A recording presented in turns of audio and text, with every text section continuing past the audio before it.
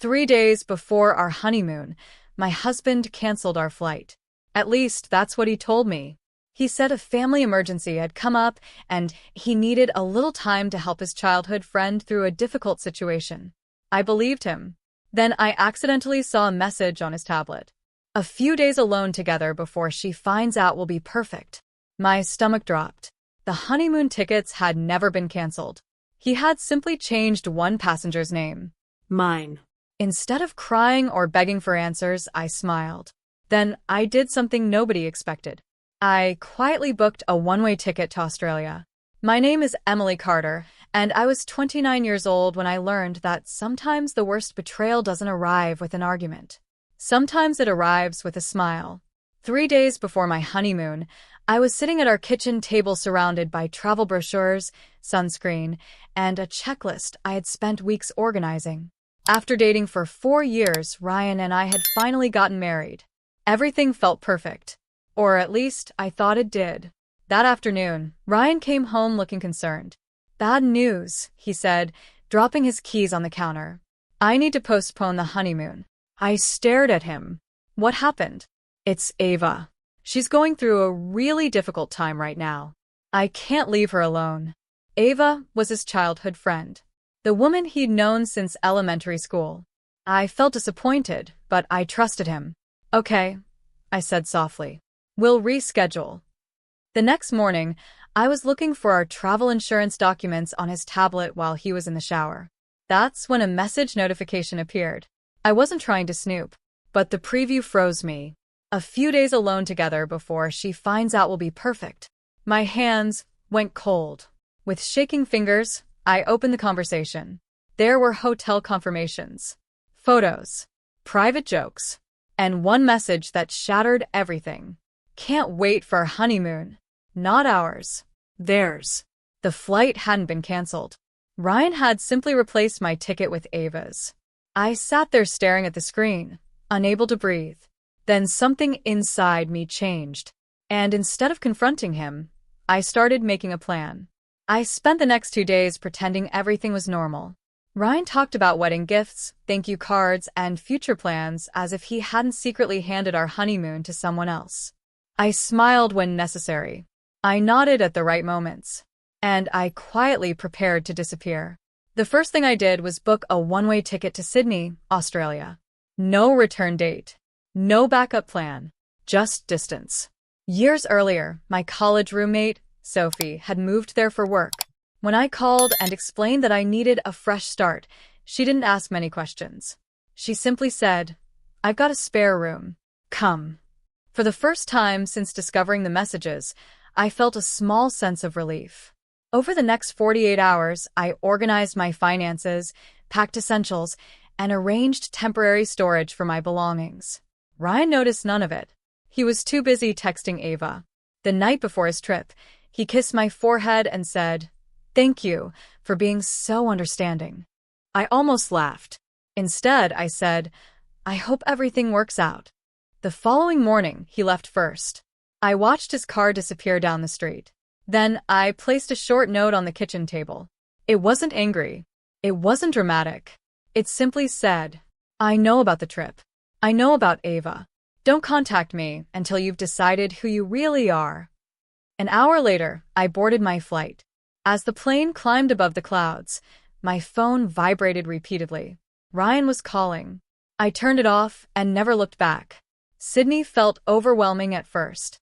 Everything was different. The streets, the accents, the pace of life. For the first few weeks, I questioned my decision almost every day.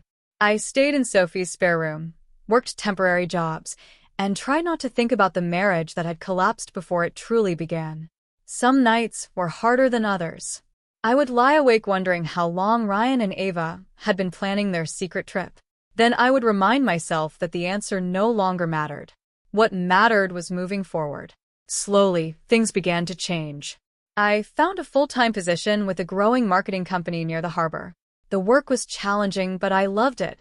For the first time in years, my life revolved around my own goals instead of someone else's plans. I made friends. I explored beaches, cafes, and neighborhoods I had only seen in travel magazines. Most importantly, I stopped checking Ryan's social media. I stopped wondering what he was doing. I stopped waiting for explanations. Meanwhile, the messages kept coming. Emails, voicemails, texts from unfamiliar numbers. At first, I ignored every one of them. Months passed, then nearly a year. One evening after work, I opened my inbox and noticed a new message from Ryan. Unlike the others, it was only one sentence long. No excuses. No dramatic promises. Just 6 words. Emily, everything fell apart without you. For the first time in months, I stared at his name and wondered what had happened after I left. I read Ryan's message at least 10 times before replying. Finally, I sent 4 simple words. We can talk once. His response arrived less than a minute later. Thank you. A week later, we scheduled a video call.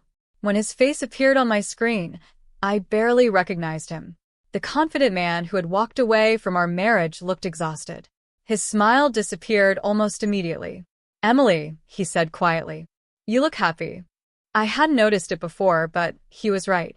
I did look happy. Not because my life was perfect, because it was finally mine. For the next 30 minutes, Ryan told me everything. The trip with Ava had been a disaster. The fantasy they built together had fallen apart almost as quickly as it began. Arguments replaced excitement. Trust disappeared. Within months, they had gone their separate ways. I made the biggest mistake of my life, he admitted. I listened without interrupting. Then he looked directly into the camera. I thought you'd wait for me. That sentence surprised me more than anything else. After everything he had done, part of him believed I would stay exactly where he left me. But I wasn't that person anymore. Australia had changed me. The woman who boarded that plane had been heartbroken and uncertain. The woman sitting in front of him now was stronger. Emily, he said carefully, come home. For a moment, silence filled the call. Ryan waited. I looked out my apartment window at the Sydney skyline. Then I finally knew exactly what my answer would be. I took a slow breath and turned back toward the screen. Ryan, I am home. For a second, he didn't understand. Then the meaning reached him. His shoulders dropped. You're really not coming back, are you? I shook my head. No. The answer wasn't angry. It wasn't meant to punish him. It was simply the truth.